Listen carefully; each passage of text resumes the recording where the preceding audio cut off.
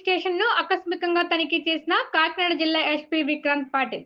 కాకినాడ జిల్లా జగ్గంపేట సర్కిల్ పరిధిలో ఉన్న కిర్లంపూడి పోలీస్ స్టేషన్‌ను జిల్లా ఎస్పీ విక్రాంత్ పాటిల్ పెద్దాపురం డీఎస్పీ శ్రీహర్ రాజ్‌తో కలిసి ఆకస్మికంగా తనిఖీ చేసి పోలీస్ స్టేషన్ పరిసరాలను, భవనాన్ని పరిశీలించారు. ఈ సందర్భంగా ఎస్పీ పోలీస్ స్టేషన్‌కు సంబంధించిన వివిధ రికార్డులను పరిశీలించి కిర్లంపూడి ఎస్ఐ జి సతీష్ కుమార్‌కు పలు సూచనలు చేశారు. పోలీస్ స్టేషన్‌ను పరిశుభ్రంగా ఉంచాలని, ప్రతి విషయాన్ని రికార్డుల యందు జాగ్రత్తగా నమోదు చేయాలని, పోలీస్ స్టేషన్‌కు వచ్చే వారిని మర్యాదపూర్వకంగా చూసి వారి సమస్యలను పరిష్కరించాలని ఆదేశించారు. ఈ సందర్భంగా ఎస్పీ విక్రాంత్ పాటిల్ మీడియాతో మాట్లాడుతూ, సైబర్ నేరాల పట్ల ప్రజలు అప్రమత్తంగా ఉండాలని, సామాజిక మాధ్యమాల్లో హద్దు మీరి ప్రవర్తిస్తే కఠిన చర్యలు తప్పవని హెచ్చరించారు. రోడ్డు ప్రమాదాల నివారణకై ప్రత్యేక నిఘా ఏర్పాటు చేయడం జరిగిందని, డ్రంక్ అండ్ డ్రైవ్ గాని, బహిరంగ ప్రదేశాల్లో మద్యం సేవించి గాని పట్టుబడితే చట్టపరమైన కఠిన చర్యలు తప్పవని హెచ్చరించారు. ఈ కార్యక్రమంలో Jaggampeta CI YRK Srinivas, Kirlampudi police station సిబ్బంది పాల్గొన్నారు. రొటీన్ విజిట్ భాగంగా ఈరోజు కిర్లంపూడి పోలీస్ స్టేషన్ విజిట్ చేయడం జరిగింది. మాతో పాటు సిఐ, ఎస్ఐ, డిఎస్పీ గారు కూడా ఉన్నారు.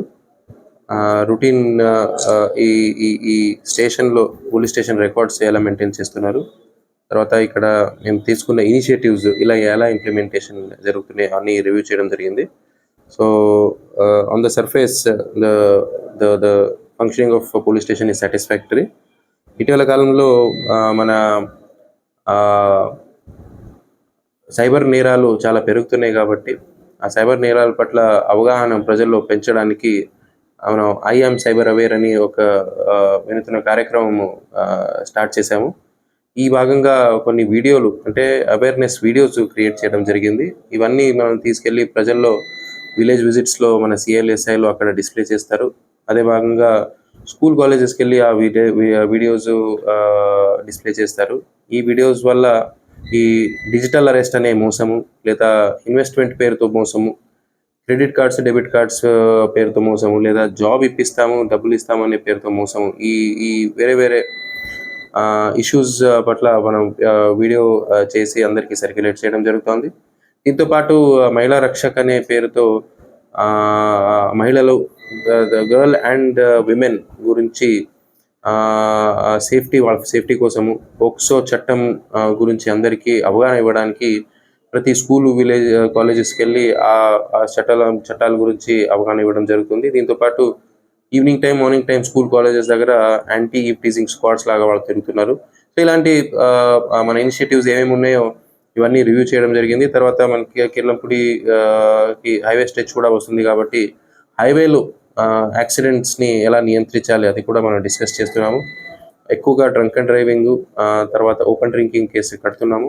సో క్రైమ్ జరిగిన తర్వాత ఏమి యాక్షన్ తీసుకుంటాము అది ఒక భాగం అయితే, క్రైమ్ జరగకుండా మనం ఎలా ఏమేమి యాక్షన్స్ తీసుకోవాలి అనేది మనం డిస్కషన్ చేసి ఆ దిశగా ముందుకెళ్తా ఉన్నాం.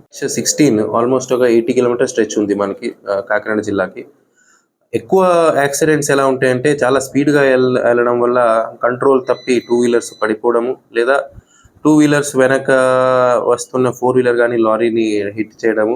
సో అవన్నీ అలాంటివి మనం అబ్జర్వ్ చేయడం జరిగింది. అందుకే డ్రంక్ అండ్ డ్రైవింగ్ తప్పనిసరిగా మనం అంటే ఒక్కరు కూడా తాగి వెహికల్ నడపడానికి లేదని మనం ఇనిషియేటివ్ తీసుకున్నాము. తర్వాత ఇక్కడ మా మ్యాజిస్ట్రేట్స్ 1 రోజు నుంచి 7 రోజు జైలు జరిమానా కూడా వేస్తున్నారు మన తాగి నడపడం మనం పట్టుకుంటే. దానివల్ల ప్రజల్లో తాగి బండి నడపాలంటే భయం రావాలి. సో భయం కోసం ఏదైనా చేస్తున్నాము. ఎందుకంటే తాగిన తర్వాత మన రియాక్షన్ టైం అనేది ఏముంటుందో ఆ రియాక్షన్ టైంలో చాలా తేడా ఉంటుంది. సో మనం ఒక బ్రేక్ వేయడానికి 0.1 సెకండ్ లేట్ అయినా యాక్సిడెంట్ జరిగిపోతుంది. సో ఇవన్నీ ఒకవైపు అవగాహన పెంచుతున్నాము, ఒకవైపు జైలు జరిమానా లేదా 10,000 ఫైన్ ద్వారా భయం కూడా ఉండాలి అని మనం స్టెప్స్ తీసుకుంటాం.